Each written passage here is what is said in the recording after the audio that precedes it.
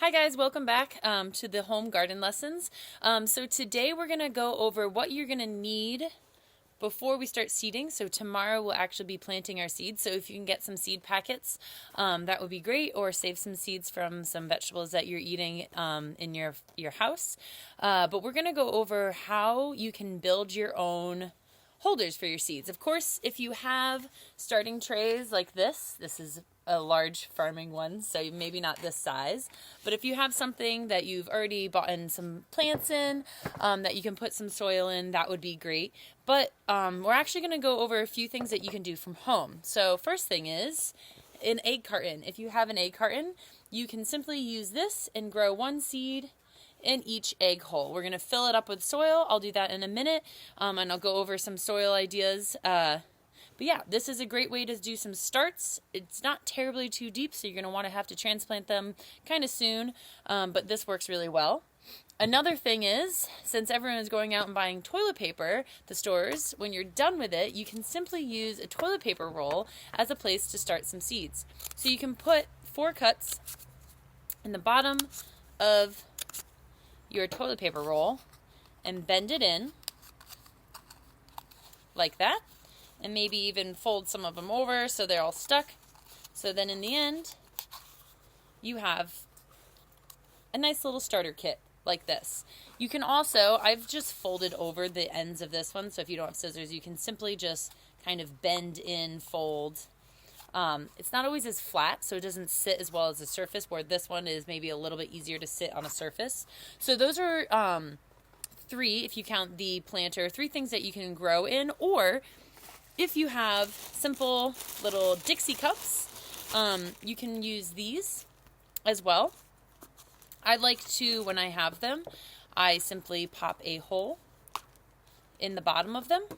That didn't go through because it's an old cup, but you can simply poke a hole in the bottom of it, because the big thing is with these, especially actually these larger cups, they're waxy, so they don't let water fall out as easily, and you don't want too much water being held in your cup, and we'll go over that in further lessons. But you don't want root rot. That's definitely a thing.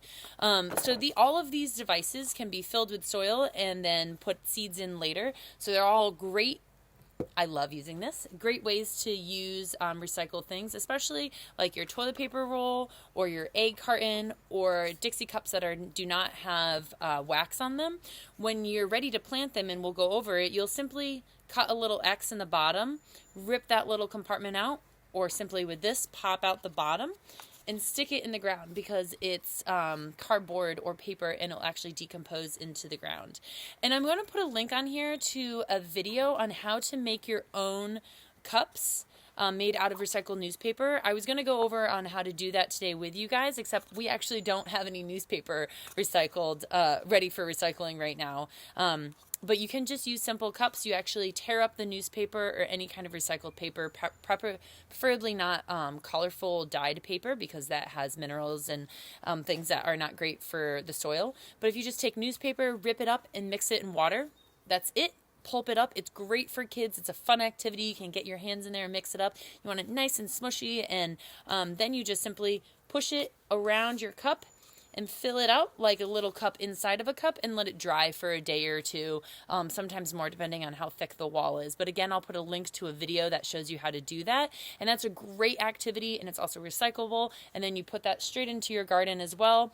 Easy for transplanting. You don't really have to do anything, because when it's wet and soggy enough, it will start to fall apart. The plant's roots will grow through it, and it's carbon, so it'll be put back into the soil. So this is the video on what items you can use from home to start your seeds. Again, this is just to start them. So we're starting them inside the house. We'll be putting them in little compartments like these with soil, and we're putting them in our window, preferably a south-facing window, and we'll go over all of that tomorrow, but just a little prep. So we'll be using these items so you can start seeds inside, so they can have a comfortable, safe environment for them to grow, and it's not too harsh. It won't be too cold. You can water them and be attentive to them every day, maybe name them and say nice things. Plants love being talked to.